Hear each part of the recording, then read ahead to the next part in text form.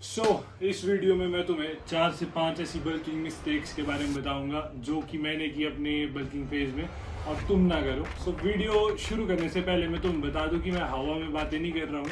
आज से कुछ टाइम पहले मैं बहुत ही स्किनी गाया था, एक जैसे कि तुम फोटो में देख सकते हो। फिर मैंने भी बल्क किया, बहुत सारी मिस्टेक्स करी जो कि अगर मैं शायद उस टाइम नहीं करता तो आज मेरी बॉडी थोड़ी और बेटर होती, बट कोई बात नहीं। तो मैं चाहता हूँ कि मैंने वो सारी मिस्टेक्स करी तो तुम ना करो, तो मैं वो सारी मिस्टेक्स तुम्हें बताऊंगा। मैंने गेनर यूज किया, प्रोटीन, क्रीटेन, प्री वर्कआउट, BCA, ऐसा कोई सप्लीमेंट नहीं था उस टाइम जो मैंने यूज नहीं किया। तो मैं सारे सप्लीमेंट यूज किए हैं। तो मैं ऐसे हवा में बातें नहीं कर रहा हूँ, तुम्हें सारी चीजें बताऊंगा जो मेरे साथ हुई थी और तुम ना करो वो सारी गलतियां। इसलिए वीडियो को शुरू से लेके एंड तक जरूर देखना, ठीक है। हवा में बातें नहीं होगी, अपनी सारी मिस्टेक शेयर करूंगा जो कि मैंने की और तुम ना करो और अपनी उस आइडल फिजिक तक जल्दी पहुंच पाओ। तो हमारी फर्स्ट मिस्टेक है taking mass gainer to gain wait.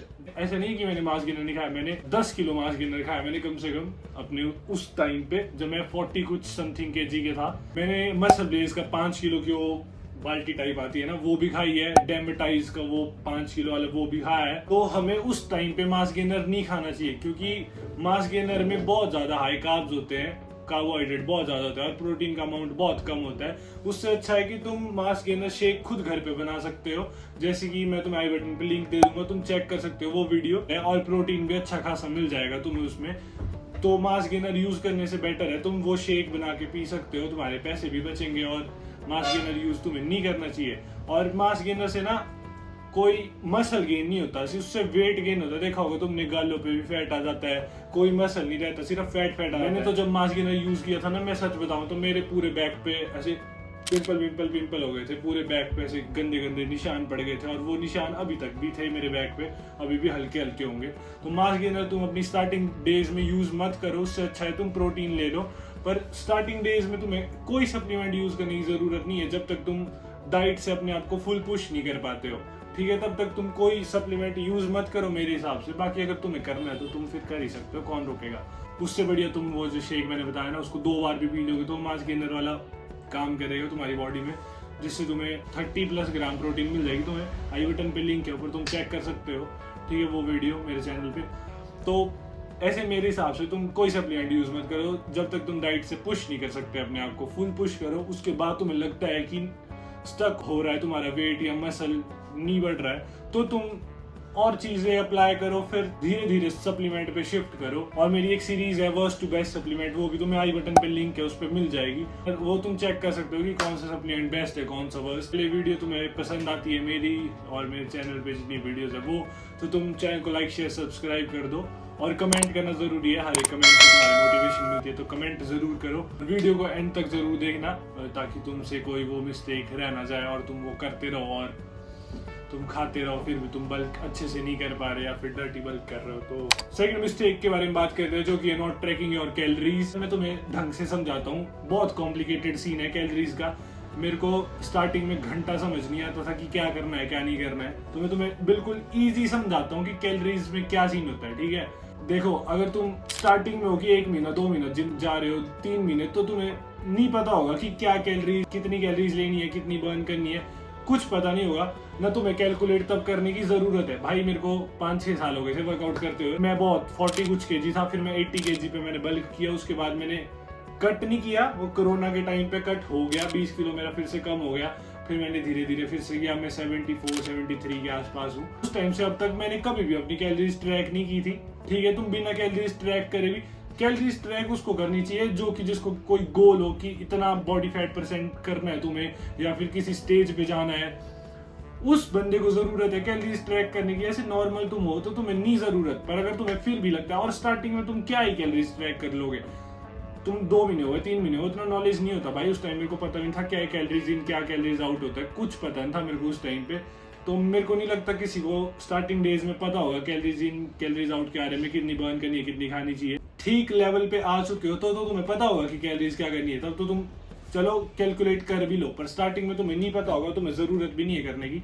पर धीरे धीरे जैसे तुम्हारा नॉलेज बढ़ता है तो तुम कैलोरीज अपनी ट्रैक कर सकते हो, ठीक है। और ऐसे कोई ज़रूरत नहीं है कि कैलोरीज ट्रैक करनी है। और कैलोरीज ट्रैक करने का एक सिंपल सा रीज़न है, तुम अपनी मेंटेनेंस कैलोरीज से ऊपर खाओगे तो तुम्हारा गेन होगा, अगर उससे कम खाओगे तो तुम्हारा लॉस होगा, बस यही होता है। मेंटेनेंस कैलोरीज निकालने का एक बहुत ही सिंपल तरीका होता है, गूगल पे जाके BMR कैलकुलेटर सर्च करना, एज हाइट वेट मांगेगा, वो डालना, वो नंबर निकाल के देगा। एक मतलब तुम्हारा ज्यादा एक्टिव नहीं होते तुम, डे में कोई वर्कआउट वगैरह नहीं करते तुम, तो उसको 1.2 से मल्टीप्लाई करना, वो तुम्हें एक नंबर निकाल के देगा, वो तुम्हारी मेंटेनेंस कैलोरीज होगी।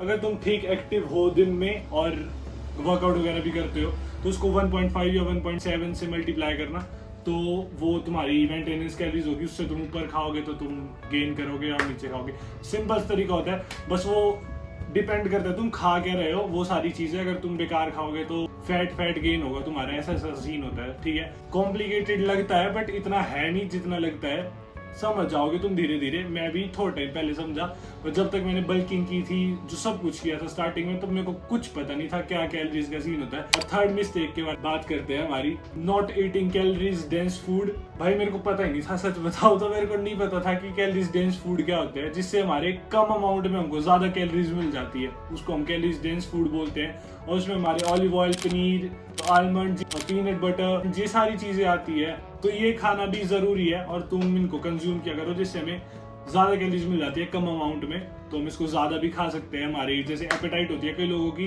कई लोग ज्यादा नहीं खा पाते, तो ऐसी चीजें अपनी डाइट में ऐड करोगे तुम, कम अमाउंट में ज्यादा कैलोरीज मिल जाएगी तुम्हें, ठीक है। तो मेरे को स्टार्टिंग में ये नहीं पता था, सच बताऊं तो थोड़े टाइम नहीं, मतलब पता लग गया था काफी टाइम पहले, बट स्टार्टिंग में नहीं पता था। तुम्हें पता कैलोरीज डेंस फूड में ऐसे पीनट बटर है, तो उसमें हमारे 1 टेबल स्पून पीनट बटर में 150 से 200 कैलोरीज तक मिल जाती है। कैलोरीज डेंस फूड अपनी डाइट में ऐड करो, जो कि तुम्हारी फिटनेस जर्नी में तुम्हें हेल्प करेंगे। बात करते हैं अपनी फोर्थ मिस्टेक के बारे में, डर्टी बल्क। जो कि डर्टी बल्क में तो मैं सिंपल समझाता हूँ, मैंने भी डर्टी बल्क किया था। पता मैं तुम्हें अपनी डाइट बताऊँ तो, मैं जिम के बाद तंदूरी मोमोज होते हैं ना, मैं वो भी खा लेता था। तो भाई मेरे में मास कम और फैट ज्यादा था, भाई मेरे को बहुत फैट था, तुम फोटो में देख सकते हो, काफी फैट था। सिर्फ वो फैट था गंदा, उसमें मसल वगैरह कुछ नहीं था। तो उसको डर्टी बल्क बोलते हैं हम, जिसको तुम कैलोरीज तुम सरप्लस में तो हो, बट वो तुम अच्छे फूड से नहीं हो, तुम जैसे तले हुए खाने से, बैड फैट से।